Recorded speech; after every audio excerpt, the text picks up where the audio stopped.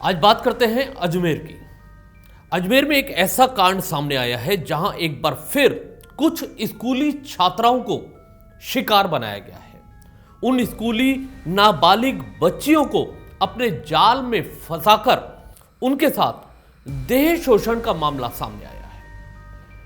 इस पूरी घटना का जिक्र करने से पहले एक बार बात करते हैं, अजमेर में भी 1992 में ऐसा ही एक कांड सामने आया था जिसमें करीब 100 से ज्यादा स्कूली और कॉलेज की छात्राओं को अपने जाल में फंसाकर उनकी अश्लील वीडियो और फोटो खींचकर उनके साथ यौन शोषण किए जाने का मामला पूरे देश में सुर्खियों में रहा था। इस कांड में फंसी लड़कियां अच्छे परिवारों से भी थी। कई लड़कियों ने आत्महत्या कर ली थी तो कई परिवारों ने पलायन कर लिया था। अब एक बार फिर कुछ ऐसा ही मामला सामने आया है। यह मामला भी अजमेर का है। अजमेर के विजयनगर में विशेष समुदाय से ताल्लुक रखने वाले कुछ युवकों ने 6 नाबालिग स्कूली छात्राओं को अपने चंगुल में फंसाया है। यहां तक कि उन्हें चाइनीज मोबाइल दे दिए और फिर खेल शुरू हुआ ब्लैकमेलिंग करने का और देह शोषण करने का। साथ ही धर्म बदलने का भी दबाव उन पर बनाया गया। इस खुलासे के बाद पीड़ित लड़कियों के परिजनों के पैरों तले जमीन खिसक गई। इस मामले में 12 लोगों के खिलाफ पॉक्सो में नामजद मामला दर्ज कराया गया है, जिसमें 7 लोगों को पुलिस ने हिरासत में भी लिया है। जानते हैं क्या है पूरा।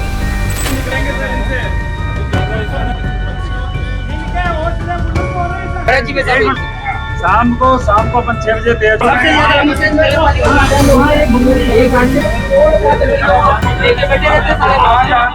यह मामला अजमेर के विजयनगर का है, जहां समुदाय विशेष के युवकों ने स्कूल में पढ़ने वाली नाबालिग छात्राओं को अपने प्रेम जाल में फंसाया, फिर उन्हें मोबाइल भी दिला दिए।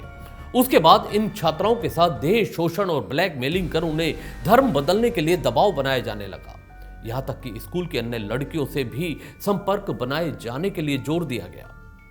यह एक गैंग है जिसमें मुस्लिम समाज के करीब 1 दर्जन से ज्यादा युवा इसमें शामिल हैं। यह लड़कियों को स्कूली छात्राओं को डरा धमकाकर जान से मारने की धमकी देकर ब्लैकमेल कर रहे थे, अपने धर्म में आस्था रखने का दबाव बनाते, साथ ही शारीरिक और मानसिक रूप से प्रताड़ित करते, यहां तक कि घर से पैसे चुराकर लड़कियों से मंगवाने लगे।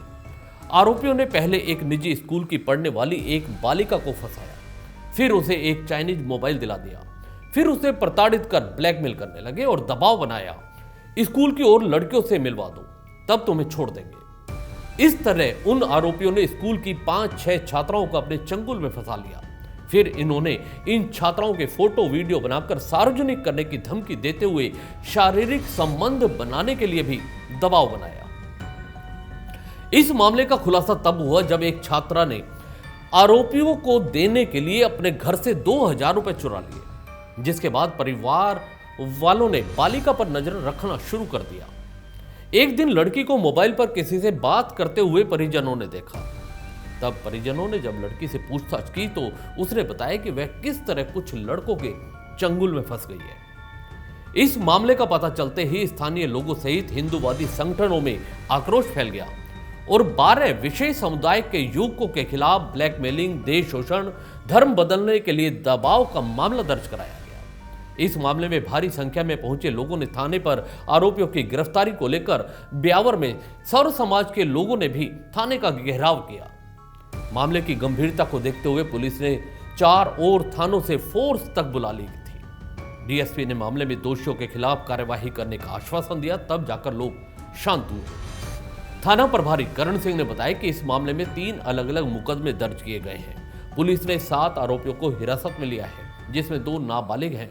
पकड़े गए आरोपियों में रिहान मोहम्मद, सोहेल मंसूरी, लुकमान, अरमान पठान और साहिल कुरैशी हैं। मामले को लेकर जांच चल रही है। कल रात्रि को 3 प्रकरण पॉक्सो एक्ट में दर्ज हुए हैं, जिसमें पीड़िताओं के साथ मोबाइल देके जबरदस्ती ये शोषण का आरोप लगाया है, जिसकी जांच चल रही है और शीघ्र अनुसंधान पूर्ण किया जाएगा। कठोर कार्रवाई की जाएगी।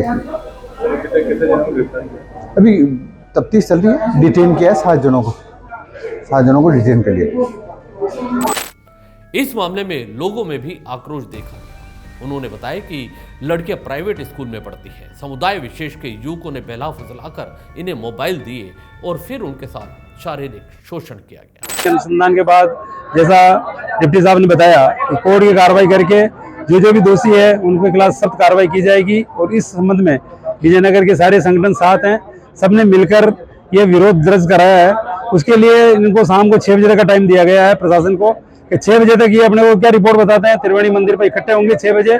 उसके बाद अपन उस प्रतिशत जो आज इन्होंने इंक्वायरी की उसमें क्या रिजल्ट आया, उससे अपने आगे क्या रणनीति है, उसके लिए सभी बैठ के सामूहिक निर्णय लेंगे, ताकि ये जो भी वो कांड हुआ है, कांड बहुत लंबा चौड़ा है, उस पर कार्रवाई होनी चाहिए। साथ ही जो भी दोषी है उनके खिलाफ सख्त कार्रवाई कानून होनी चाहिए।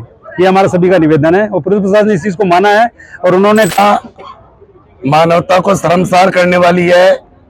इस घटना के बारे में जितना मुझे सुनने को समझने को मिला, यह अंतर्राष्ट्रीय साजिश का हिस्सा है। ये हमारी बहन बेटियों को बेला फुसकाकर ब्लैकमेलिंग का धंधा करते हैं। इसके पीछे और कितने व्यक्तियों के हाथ है, किन किन के तार जुड़े हुए हैं, इन सब चीज का खुलासा होना चाहिए। जैसे धनराज जी भाई साहब ने बताया कि शाम को सभी संगठनों, सभी धार्मिक संगठनों के व्यक्तियों की, पदाधिकारियों की एक बैठक होनी है। उसमें सब व्यक्ति शाम को 6 बजे निर्णय करेंगे और जो संगठन और कार्यकर्ता जो निर्णय करेंगे उस निर्णय के साथ गुलाबपुरा शहर की जनता भी साथ रहेगी और इसका परिणाम इतना भयानक होगा जिसकी कल्पना प्रशासन को और सरकार को भी होनी चाहिए। हम सब लोगों का आग्रह है कि प्रशासन ने अब तक जो कार्रवाई की है और उसकी समीक्षा शाम को हमारे पदाधिकारी करेंगे और 6 बजे तक का जो समय दिया है, समय रहते शासन प्रशासन समझ जाए। और ये कोई पार्टी का काम नहीं है, ये संपूर्ण हिंदू समाज का काम है।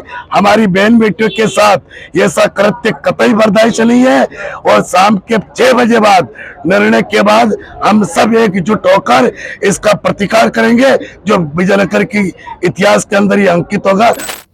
इस पूरे घटनाक्रम के बाद पुलिस प्रशासन भी मामले की गंभीरता से जांच में जुटा है और अन्य आरोपियों की तलाश की जा रही है।